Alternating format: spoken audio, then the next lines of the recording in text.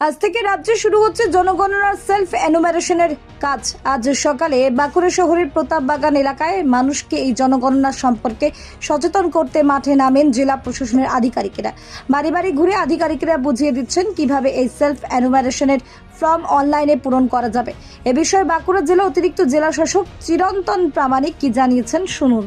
আমরা সারাদিনই করব। আমাদের মূল উদ্দেশ্যটা হচ্ছে কি বিভিন্ন ওয়ার্ডের নাগরিকদের মধ্যে এই মেসেজটাকে তুলে ধরা। আমাদের টোটো বিভিন্ন জায়গায় তারা প্রচার চালাচ্ছে এই মাইকিংয়ের মাধ্যমে। আমাদের লিফলেটগুলো রয়েছে, আমরা সোশ্যাল মিডিয়াতে দিয়েছি, আপনাদের সাংবাদিক বন্ধুদের মাধ্যমে আমরা বিভিন্নভাবে রেসপন্স পাচ্ছেন স্যার। তো আমরা রেসপন্স পাচ্ছি বলতে মানুষ এটা করবে, কারণ এখন বলি আমাদের বিশ্বাস, কারণ এখনকার প্রজন্ম তারা সবাই মোরলেস অধিকাংশ মানুষই কিন্তু তারা টেকনোলজিটাকে অ্যাডপ্ট করেছেন। প্রত্যেকের হাতেই স্মার্টফোন রয়েছে এবং প্রক্রিয়াটা যেটা আপনারাও দেখেছেন যে খুব কিন্তু জটিল একেবারেই নয়। এটা সাকুল্যে 20 থেকে 30 মিনিটের মতো সময় লাগছে একটা পুরো বাড়ির এনুমারেশন।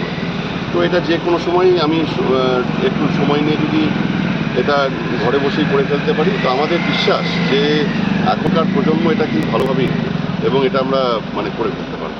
Thank you.